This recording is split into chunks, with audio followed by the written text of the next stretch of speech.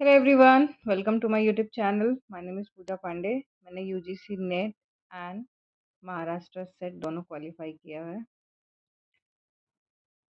मेरा Telegram channel है जहाँ पे मैं डेली अपडेट्स डालती हूँ, डेली टॉपिक्स डालती हूँ आपके प्रैक्टिस के लिए. वहाँ पे मैंने 30 डेज चैलेंज भी स्टार्ट किया है. सो अगर आपको यूजीसी नेट क्रैक करना है in June 2026, so join my Telegram channel. इसका लिंक मैं डिस्क्रिप्शन में as well as comment section में पिन कर दूँगी, तो आप उसको ज्वाइन ज़रूर कर लेना. एंड अगर आपको फ्री नोट्स चाहिए या पेड नोट्स चाहिए तो वो भी अवेलेबल है मेरे चैनल पे. So join my YouTube channel as well as my Telegram channel. Now let's start the topic. Ecosystem ये बहुत ही ज़्यादा इम्पोर्टेंट टॉपिक है. इससे बहुत क्वेश्चंस आते हैं. बहुत ही ज़्यादा हाई वेटेज वाला टॉपिक है ये. Eco so first is the ecology. ठीक है, इकोलॉजी क्या होता है? Ecology is a branch of biology that deals with the study of relationship between organism and their environment. ठीक है, सो हम जब स्टडी करते हैं अंडर बायोलॉजी का ब्रांच में है ये इकोलॉजी, जिसमें स्टडी होती है relationship between organism and their environment.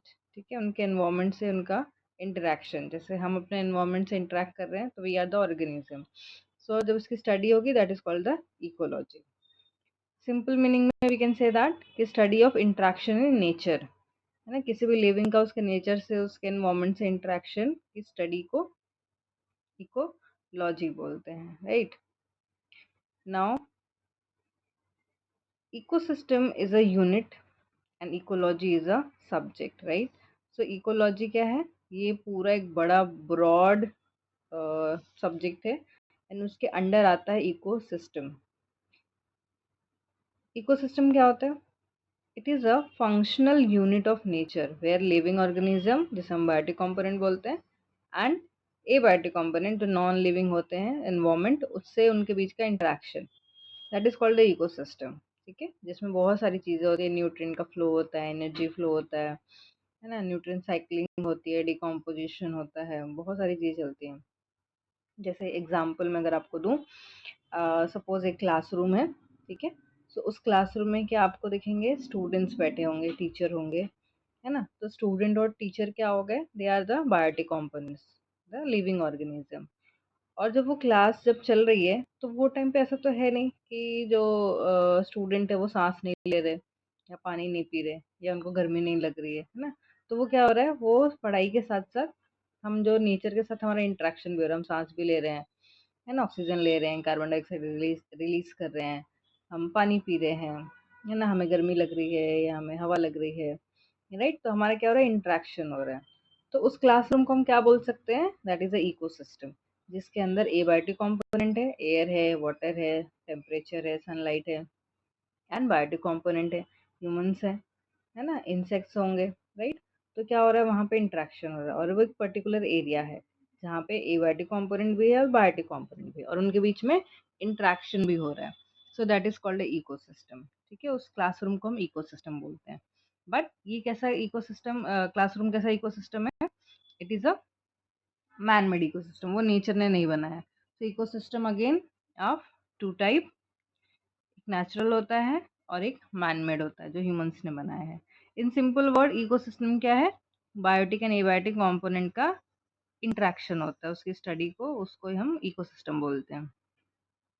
All ecosystem are part of nature and are interdependent. हर इकोसिस्टम इंटरडिपेंडेंट होता है, मतलब उनके अंदर ही सारे प्रोसेस चलते रहते हैं, उनको बाहर से कुछ किसी भी चीज़ की ज़रूरत नहीं होती है ना. इंटरडिपेंडेंट होते हैं. जैसे एग्जांपल, कोई एक पॉन्ड है. राइट, सो पॉन्ड में बहुत सारे एक्वेटिक एनिमल्स रहते हैं, लाइक फिश रहेंगे, क्रैब रहेगा, फ्रॉग होंगे, इंसेक्ट्स होंगे, प्लांट्स होंगे, है ना, वाटर है, एयर है, सॉइल है, सनलाइट है, ये सारी चीज़ें बायोटिक और एबायोटिक कंपोनेंट है. तो pond is a natural ecosystem.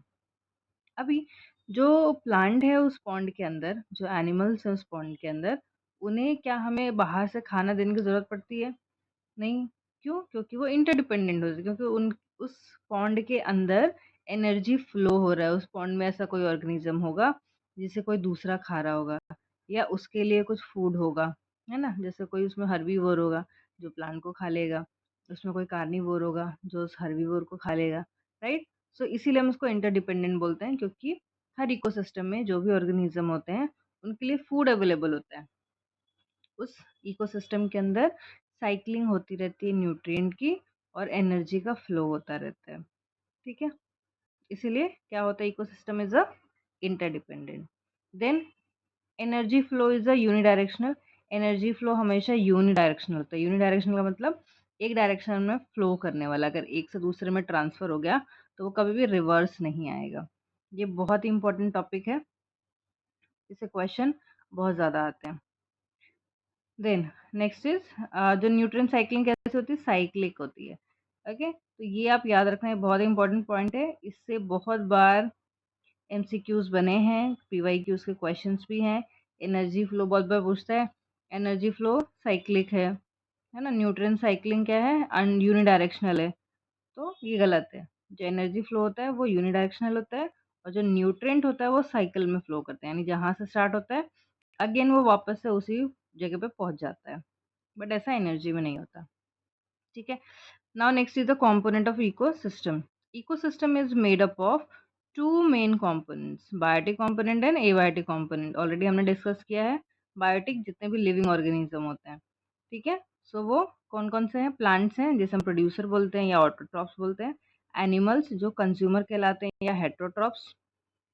And third होता है डिकम्पोजर, ठीक है, जो सेप्रोट्रॉप्स बोलते हैं उसको। नेक्स्ट एबायोटिक कंपोनेंट में physical factor like light, temperature, water, air, wind, soil, mineral etcetera. Then chemical factor में पीएच हो गया, सैलिनिटी हो गया, न्यूट्रिएंट हो गए, गैसेस हो गए जैसे O2, CO2, नाइट्रोजन, राइट? अभी ट्रिक टू रिमेम्बर, इसको कैसे याद कर सकते हैं? बाबा, बाबा। सो बाबा इज फॉर बायोटिक। फिर एबायोटिक से केमिस्ट्री पढ़ ले, बाबा फिर से केमिस्ट्री पढ़ ले। तो बाबा फॉर बायोटिक, फिर for abiotic, then chemistry for physical, and पढ़ले फॉर केमिकल। ये थोड़ा सा बैठ नहीं रहा है, मैं आपको दूसरा ट्रिक बताती हूँ। जैसे इसमें कुछ ज़्यादा सा ट्रिक की ज़रूरत नहीं है। बायोटिक, एबायोटिक, फिजिकल कंपोनेंट, ये क्या है आपके कंपोनेंट है, ठीक है? Now next is ecological hierarchy. ये भी बहुत इंपॉर्टेंट है, इससे बहुत बार क्वेश्चन आया है और हर साल एक क्वेश्चन तो आता ही है ना? इकोलॉजिकल हायरार्की, कभी आपको पॉपुलेशन का डेफिनेशन पूछेंगे, कभी कम्युनिटी का डेफिनेशन पूछेंगे, कभी आपको ये मैच द कॉलम में आता है, ठीक है? तो ये बहुत इंपॉर्टेंट है, इसके आपको डेफिनेशंस याद होने चाहिए। चलो अभी देखते हैं इसका। The component of nature are arrange in a systematic order from smaller to larger which is called ecological hierarchy.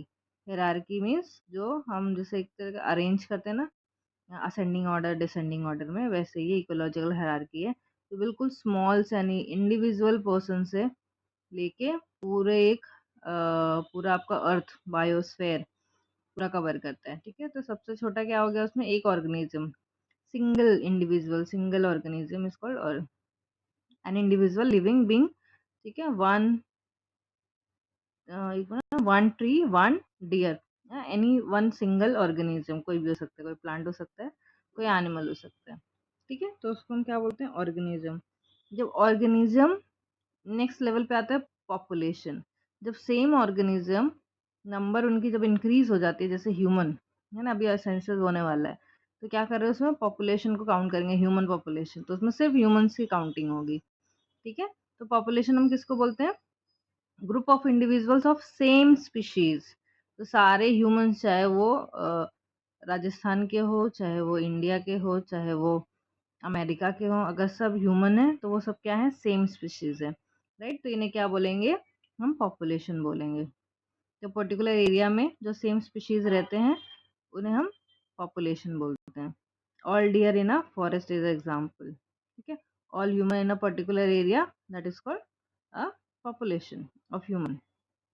उसके बाद आता है नेक्स्ट है कम्युनिटी।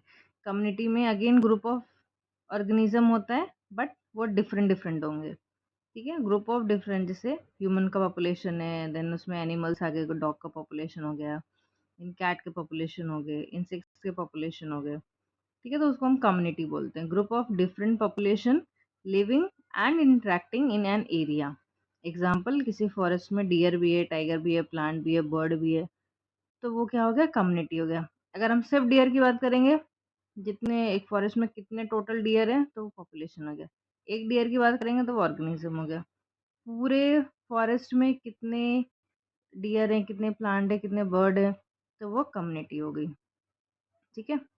देन इकोसिस्टम में क्या आएगा, जब तक हम लिविंग की बात कर रहे थे तब तक वो कम्युनिटी था। अब हम उस लिविंग के साथ साथ, प्लांट के साथ, उस डियर के साथ, उस एनिमल के साथ, जब हम उसके एनवायरनमेंट को भी लिखेंगे ना, उसके इंटरेक्शन की जब बात करेंगे, तब वो इकोसिस्टम कहलाएगा।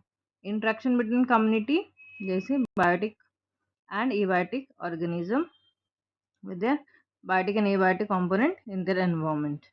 तो जब इन दोनों के इंटरेक्शन की बात होगी तो उसे हम इकोसिस्टम बोलेंगे। इकोसिस्टम से और आगे जब हम बढ़ेंगे, अ लार्ज जियोग्राफिकल एरिया जहाँ पे बहुत सारे इकोसिस्टम होते हैं, ठीक है, उसको हम बायोम बोलते हैं। जैसे कि टुंड्रा हो गया, टाइगा हो गया, तो वहाँ पे बहुत सारे छोटे अलग अलग फॉरेस्ट मिलेंगे, है ना। तो एक फॉरेस्ट है तो वो इकोसिस्टम में बहुत सारे फॉरेस्ट है, तो एक साथ उनको हम बायोम बोलेंगे। और जो सबसे बड़ा होता है that is the biosphere, the zone of earth where life exist, ठीक है। तो पूरे अर्थ पे जहाँ जहाँ लाइफ एग्जिस्ट करता है वो सब क्या हो गए, बायोस्फीयर हो गए, राइट। तो अभी ये क्या है, ट्रिक टू रिमेम्बर हायरार्की कैसे याद कर सकते हैं। सबसे पहले ऑर्गेनिज्म होता है, then population, community, ecosystem, biome and biosphere. One person can easily bring big success, है ना। तो वन का O is for organism, person का पी पॉपुलेशन, कैन का सी कम्युनिटी, देन इजीली का ई इकोसिस्टम, ब्रिंग का बी बायोम एंड बिग का B biosphere, right. तो ऐसे आप याद कर सकते हो, one person can easily bring big success. So organism, population, community, ecosystem, biome and biosphere. इसका आपको हायरार्की भी बहुत बार पूछा गया है एग्जाम में, कि आप उसको अरेंज करो कौन सा हायरार्की सही है, okay. So key point is size increase organism to biosphere. जब हम ऑर्गेनिज्म से बायोस्फीयर जा रहे हैं तो क्या हो रहा है, वहाँ पे धीरे धीरे साइज बढ़ रहा है। कॉम्प्लेक्सिटी भी इंक्रीज करती है at each successive level. Organism individual जो है इतना ज़्यादा कॉम्प्लेक्स नहीं होता। तो पॉपुलेशन अगर थोड़ा कॉम्प्लेक्स हो गया, कम्युनिटी में और कॉम्प्लेक्स हो गया, इकोसिस्टम में और भी ज़्यादा कॉम्प्लेक्स हो गया। सो कॉम्प्लेक्सिटी एज वेल एज जो साइज है वो इंक्रीज कर रहा है with each successive level. I hope आपको ये टॉपिक क्लियर हो गया होगा। इस टॉपिक से रिलेटेड मैंने बहुत सारे MCQs, PYQs जो है वो मेरे टेलीग्राम चैनल पे अपलोड किए हैं। आप वहाँ से जाके क्वेश्चंस को सॉल्व करो, देखो आपको कितना आ रहा है, नहीं आ रहा तो वापस से पढ़ो। और अगर आपको नोट्स की ज़रूरत है तो मैं मेरे टेलीग्राम चैनल पे अपलोड करूँगी, आप मुझे वहाँ पे मैसेज कर सकते हो। आपको किस चीज़ की रिक्वायरमेंट है, किस टॉपिक से आपको नोट्स चाहिए या एक्सप्लेनेशन चाहिए, आप मुझे वहाँ पे बताओ। मैं आपको सॉरी, आपको एक्सप्लेनेशन और नोट्स वगैरह सब कुछ प्रोवाइड कराऊंगी, okay. So thank you so much for watching the video. Please do subscribe my channel and follow me on Instagram as well as join my Telegram channel for free as well as paid notes, study material, whatever you want। Free भी available है, आपको जैसे पढ़ना है आप वैसे पढ़ सकते हो। Thank you so much.